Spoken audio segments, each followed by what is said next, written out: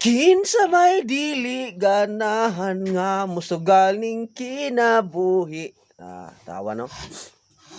Para sa kuha, ganahan ginako isugal ang ako ang kinabuhi sa pag-alagad sa atong buhi na Dios, mga katiil, mga kaigsuonan, no? Kay ganuman, kay kung atong isugal ang ato ang kinabuhi diya sa atong pag-alagad sa atong buhi na Dios, may kasiguruhan, no?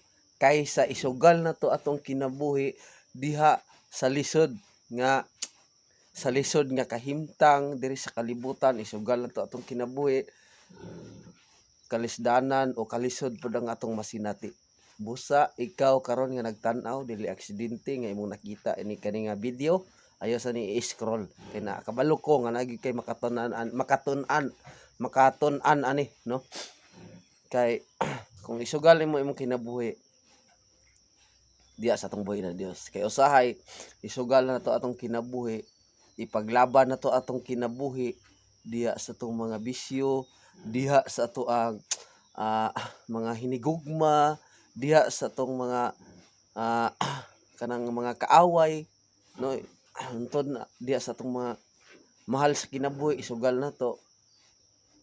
Mas nindot nga ang atong kinabuhi isugal sa atong buhi na Dios, sa atong isugal na to ang atong kinabuhi sa atong pag-alagad diya sa atong buhi na Dios. Kana ang pinakadabis.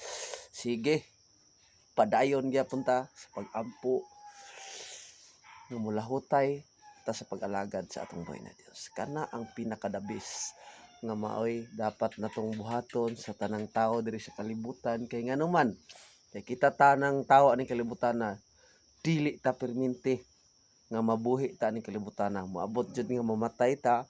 Busa mintras buhi pa ta atong sugal ang atong kinabuhi diha sa atong pag-alagad sa atong buhi na Dios. Kay once nga ato nang gibuhat ang atong kinabuhi, kung mawala ta diri kalibutan na, kauban nato ang Ginoo dito sa kalangitan. Kung sa imong kinabuhi karon nga wala pa nimo gisugal sa diha sa atong buhi na Dios, nagpatuyang ka diri sa kalibutan, nagpatuyang ka sa mga bisyo, nagpatuyang ka tanan-tanan sa mga kahilayan ng kalibutan na kung kana imong gibuhat, luoy ang imong mahiaguman didto sa linaw nga kalayo. Muna nga mintras buhi pa ta, mintras nahibalo pa ka, mintras nakakita pa ka ning mga video nako karon, ayaw langan-langana.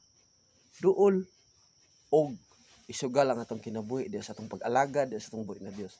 Kana lang. Unsa pa man imong gibuhat diha?